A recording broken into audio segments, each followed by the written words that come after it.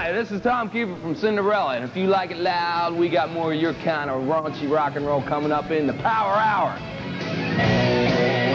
And my special guest who's going to be co-hosting for the next part of the show, this is RIK Emmett from Triumph, who's like a regular here on the show. Yeah, this is starting to feel like home. Now, your album Surveillance was released back in November. So what has the band been doing all this time? Nothing. No, well, we made videos, and we actually spent a lot of time and effort this time. In the past, we sort of looked upon videos as something that was like a necessary evil. But this time we sort of thought, let's really be in the process and get creative and work really hard at this thing and plan the shoot properly and the whole wardrobe thing and all that stuff. So we spent a lot of time and effort on that. And of course, you know, we've had Christmas and New Year's and that sort of thing. So, and now we're just sort of getting back into the swing of it again. Hey, for Christmas, do people buy you all kinds of guitar-related things? Yeah.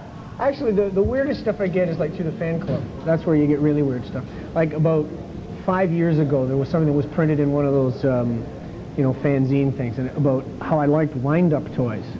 And it was only because on a couple of tours going through airports, you could go into the gift shop and you could buy, you know, wind-up pigs or wind-up whatever, and then I would release them in the halls of the hotel to the other guys' rooms and stuff. Anyway, so now I always get these wind-up toys. It's silly, but... Followed you around. Yeah, but guitar-related stuff, not too much, no. Now, the band, when I've looked at the Triumph videos, and you have the conceptual videos and you have the live videos. Now, you're saying that you're taking more interest in making your own videos and taking a part in them. Which do you think best represents Triumph now? Well, I think that for Triumph there has to be a really high percentage of live performance-oriented kinds of things. That's what the band is. The band's an arena rock band. And we're a people's band. I mean, rock, arena rock, rock and roll, heavy metal, whatever you want, however you want to label it. It's people's music. It's not really for fashion-conscious people or people that write for newspapers or, you know. So in that sense, I think they want to see the guys that are in the band and see them playing. They're not too interested in some of this other stuff. But having said that, if you're going to attack the medium as an artistic entity, you have to be aware of all of those things that are common images that exist and devices and what you can do in post-production, and that has to be a big part of a video. You can't What's the worst device that you hate, that you see in videos, you go, gee, I never hope I see another one of those again? I don't know, because I'll tell you something, it's kind of like saying, well, every single heavy metal band plays that same kind of blues riff in E, but if it's used right and it's appropriate, then it works.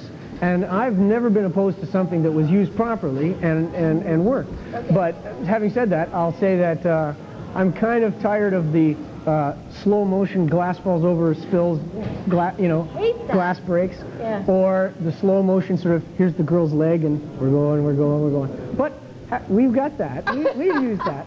So I can't, you know. Now you're talking about that that metal is the music of the people.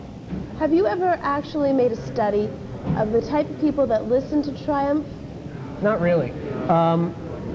When the band first started to tour, we'd play small halls, and we'd have like 99% guys, and black T-shirts, you know, tattoos, missing teeth, you know, these were our people. And over a period of time, we've had more females come into the shows and stuff. I mean, once we started having songs on the charts and being a band that was on radio, our audience changed, and now we're sort of like second generation. Band's 12 years old, so now, you know, fans are coming and bringing their kids, you know. It's like one of those kinds of things. It's scary, isn't it? Oh, it really makes you... I was doing an interview with a guy who writes for a European guitar magazine. I think one of the guys that plays in like Metallica or Slayer or one of those bands. And he was saying, oh, I was one of his early influences, and that made me feel really old. And then I heard from somebody that said, now what was it? Oh, geez. Oh, yeah, they were doing an interview with the guys from Poison. And one of the guys from that band said, well, when I was a kid growing up in Philly, we used to go see you guys play, and like, you're a big inspiration, and Just a Game was one of our favorite albums. I'm going, oh, great. I'm being listed as a reference on a Poison biography or something. Okay, I'm going to ask you one more question, then we're going to start playing some music. Now, you mentioned all these bands like Poison and some Megadeth and those types. How do you feel about thrash metal and hardcore metal? Because that's so different from the kind of metal that you play. I think that like different types of music develop because, especially that kind of music develops because the kids out there have a need for it. It's a physical thing. Like, you know, rock tends to be something that people generally sort of trash. You know, the average guy driving out on the street or the average guy writing in the daily newspaper. But it really is a type of music that speaks directly to a kid on a social level that, you know, a guy that's got a mortgage and lives in Scarborough or Mississauga or something, they don't relate to that. But the kids, that thrash metal, that power metal stuff, that's something that touches them right where they live. It's, you know, it's the four-cylinder cars going down the concrete highways. I mean, you know, it's their lifestyle. And in that sense, I think it's an important kind of music. When it eventually makes its way through to the mainstream, it gets altered somewhat. And I think it's a young kind of thing too. It's like punk bands, you know, guys, they had the right idea and they had the right energy, they just didn't have the right chops. Once they get the chops together, it changes a little bit, but you know, the intent is right. Okay, sounds great. Well, oh, okay. I just got told that you're in big trouble. Why? Hey, I talk too much? Triumph, you have much music. We gotta go. Come, we have to take care of you. Over here. I'm sorry. Come here. Okay. Play well, he's gonna play live after this. I hope Better play the video though, because you're in trouble now. Guest is Rik Emmett from Triumph. Rick, you are one of the best guitar players around the world. So it's been said. So it's been written. How does someone like yourself improve? What sort of things do you do? Because you've really reached sort of the top of the thing. How do you get better? I don't know. Maybe I'm just deteriorating. The way I push myself is to write, and to try and write beyond my abilities, and then have to learn it, you know. And I listen to guys that are fantastic players and say, well, there's something that I can't do, I better make an attempt at that. I try and work with different players all the time, young guys, you know. And they're coming along with new ideas, and that keeps you fresh. So. Good. Okay, now speaking of fresh, you're going to do something that's never been done on live national television, right? That's right. We're going to give away 5 Triumph CDs. That's it, yes. Yeah, that's it. We're going to give away 5 of these. This is a new album, Surveillance. Stick around, and we're going to tell you, actually Rick's going to tell you how he's come up with a deadly question. Okay, so stick around for that. But right now, seriously, he's going to play live for us, Let the Light, a song that, the first single that was released here in Canada from the album, but was never on video. That's right. So this is going to be the only video that's ever seen. That's right. In Canada. Could be. And the world. Could be. Oh, God. I don't want to freak you out or anything, but go for it. No, yeah, thanks. You're welcome. No pressure here. These people here at MuchMusic, they got no reverb, no echo. So, and I'm a guy that has his own studio and relies on technology, so this is pretty scary.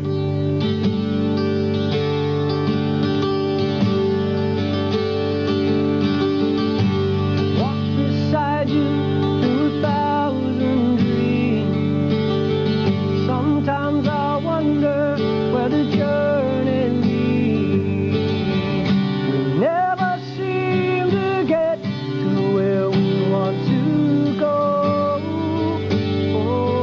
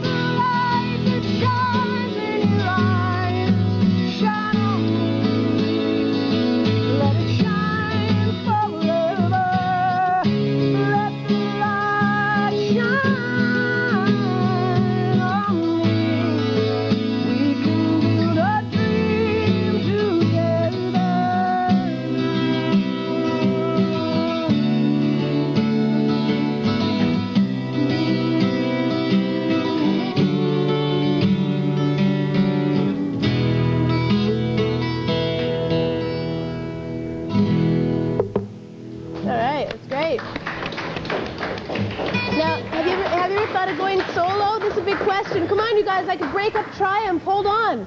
Have you ever thought of going solo? Make me an offer.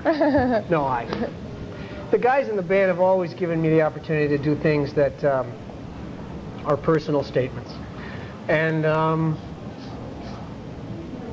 I've always had the chance to step outside the band to do different projects, and that's been one of the good things about Triumph, that it's a nice, flexible kind of thing. So, you know. I'm just trying to ruin things here. Yeah, You know, it's like okay. television. Media creates the incident, you know. But yeah, it's an idea.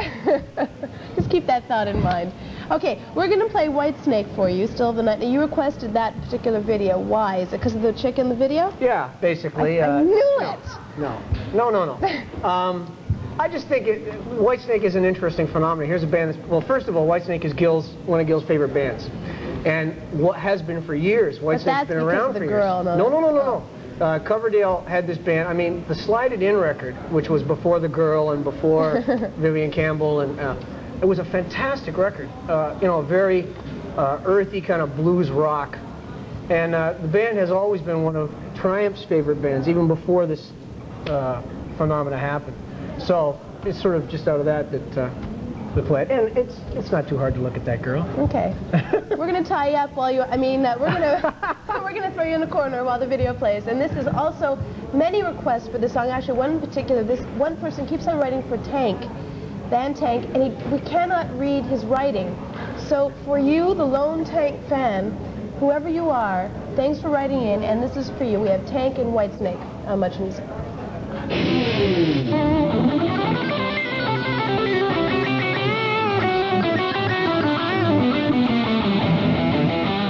And this is RIK EMMETT, who's been stealing the show the whole time. So that's a nice looking video. Thank you. Okay, now we're finished with you. This guy over here is a guy who's like an up-and-coming, happening guy, right? She's ignoring me. I'm ignoring you. Just New kid on the block. Now, this is Sil Simone, and he's in a band called Simon Chase. Right. And you also co-wrote that, or you wrote that song all by yourself? No, co-wrote. Co-wrote it with this guy? You should hear it. I mean, we got this cassette tape with this very rough lick, you know, and we made a song out of it. Right. You know, we felt sorry for him. But he produced your band? Yeah, he co-produced our record, and we traded ideas on a song one day, and Never Say Never came out of it, and voila. Okay, so I think... Speaks French, too. Did you catch that? Really? Voila. Well, see? I'm Italian. Italian. You're Italian. Okay, so see, these guys hate each other. I know that for a fact. The inside scoop, DJs know this stuff. So what we're gonna have is battle of guitar licks coming up. Okay, the steam is gonna rise. That's right. You ready? Yeah, I'm ready. You guys, you can bet now. Decide who's gonna win. Here we go. You ready? Yeah. Start steaming up. Come on. Here they are. 1, 2, 1, 2, 3.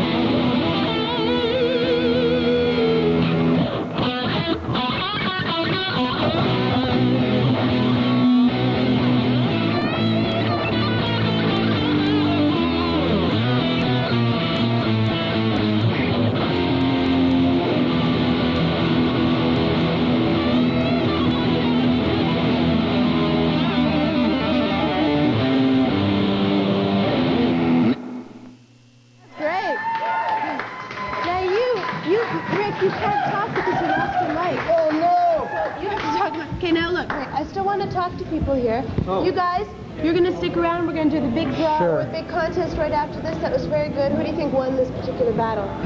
That was pretty close anyway. Oh, I don't know. When is your album coming out? It's coming out in February nationwide, and we'll be invading the airways around then. And doing a cross-country tour and whatnot. That's great. Okay, stick around. We'll have, wait, are you going to play some music for us to go out on? Sure. Stick around right after this. Here we go. This is more music.